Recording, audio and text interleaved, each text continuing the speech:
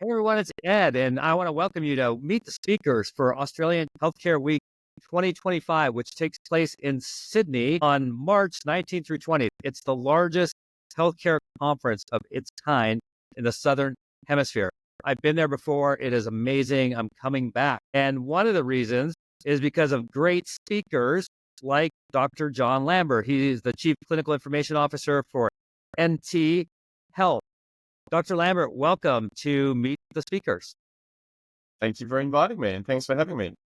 So, John, tell us about your role. You're on the advisory board for the Australian Healthcare Week. Tell me about why you're on that. And then I want to talk a little bit about your plenary talk. Yeah, look, I guess I'm on it because I've been to a lot of Australian Healthcare Week events and tend to ask a few questions when I'm in the audience. I started going just as an intensive care specialist, I think, when I first started going. I've also spoken a few times in a few panels, but my background is blended between designing for especially the digital arena, so designing digital healthcare solutions, which I've been doing on and off for 40 years, and also as a clinician who spent a quarter of a century at the cold face, delivering intensive care and anesthetic care to people in need. I know I can't wait to see your session because I mean, I'm truly into design and stuff like that. And you have these multiple perspectives. So, yeah, tell us a little bit about your talk. Well, the main talk that triggered my involvement, actually, probably in the advisory board, was about design, human-centered design in particular, and how it basically the process and the methodologies and the principles are the same, whether you're designing a piece of digital software or an app or a digital health solution, or whether you're designing a physical hospital or a piece of infrastructure, or in fact, whether you're redesigning a service, as in a healthcare service, for instance, aged care service redesign, which is a topic at the conference as well. And I guess I like the AHW because they do cover facilities, digital, and aged care all under the one roof. I think that's why a lot of other executives like going.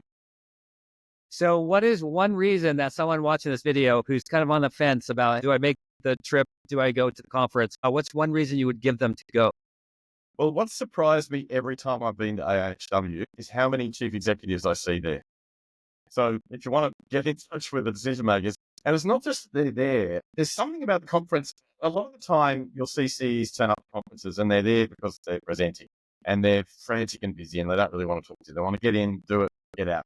But this conference, I think because of the floor as well, the exhibitors, because there's so many different exhibitors that are relevant to a CE, infrastructure, service delivery, digital, they tend to hang around and they have time to talk. So I found them much more approachable myself when I've been at the conferences in the past. So I think that's a good reason to turn up as well.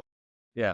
Other than getting to meet you and me, and there's some great other speakers and other fellow members of our advisory board. So, yeah, I'm really looking forward to being there in Sydney, March 19th through 20th, Australian Healthcare Week 2025.